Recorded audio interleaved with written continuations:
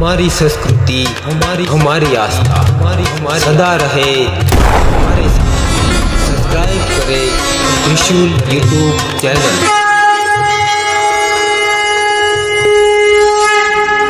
भगवत गीता यह धर्मग्रंथ जो कि भारतीय धर्मग्रंथों में एक महत्वपूर्ण स्थान रखती है, जीवन के विभिन्न पहलुओं पर गहरा दार्शनिक दृष्टिकोण प्रस्तुत करती है।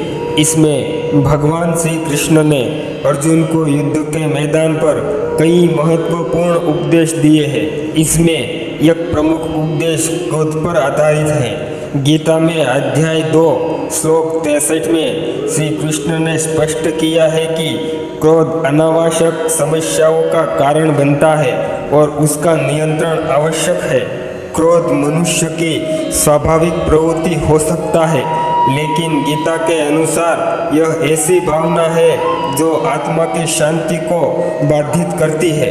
भगवान श्री कृष्ण कहते हैं कि क्रोध से मनुष्य की बुद्धि का नाश होता है और यही बुद्धि विवेक और सच्ची समझ को प्रभावित करती है। जब कोई व्यक्ति क्रोधित होता है तो उसकी सोच विकृत हो जाती है और निर्णय लेने की क्षमता कमजोर हो जाती है। इसी स्थिति में व्यक्ति अपने कार्यों का सही मूल्यांकन नहीं कर पाता और परिणाम स्वरूप उसे अधिक समस्याओं का सामना करना पड़ता है। भगवान श्री कृष्ण कहते हैं कि क्रोध से मनुष्य की स्थिति ही नहीं, उसके मानसिक स्वास्थ्य को भी प्रभावित करती है और उसके आसपास के लोगों के साथ रिश्ते में भी तनाव उत्पन्न करती है। क्रोध की स्थिति में हर एक व्यक्ति अक्सर आवेश में आकर असभ्यता का व्यवहार करता है, जो कि उन्हें लंबे समय में उसके संबंधों को भी नुकसान पहुंचाता है। इस प्रकार क्रोध एक व्यक्ति की आत्मा की शांति को बाधित करता है और उसके जीवन को अव्यवस्थित कर देता है। किसी ही व्यक्ति को कभी क्रोध नहीं करना चाहिए, क्योंकि क्रोध एक भवंडर की तरह है जो शांत होते ही पता चलता है हमारा कितना नुकसान हुआ है। गीता में भगवान श्री कृष्ण ने बताया है कि क्रोध से बचने के लिए आत्मा नियंत्रण और स्वयं की आवश्यकता होती है। वे यह भी बताते हैं कि जब व्यक्ति अपने इच्छाओं और स्वभावों को नियंत्रित करता है तो इस आंतरिक शांति प्राप्त कर सकता है। आत्मनियंत्रण से व्यक्ति अपनी भावनाओं को संतुलित कर सकता है और क्रोध को नियंत्रित कर सकता है।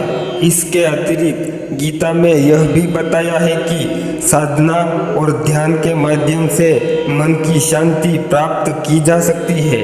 जब कोई व्यक्ति ध्यान और साधना के मार्ग पर चलता है तो वह अपने भीतर की गहरी शांति और संतुलन को अनुभव कर सकता है।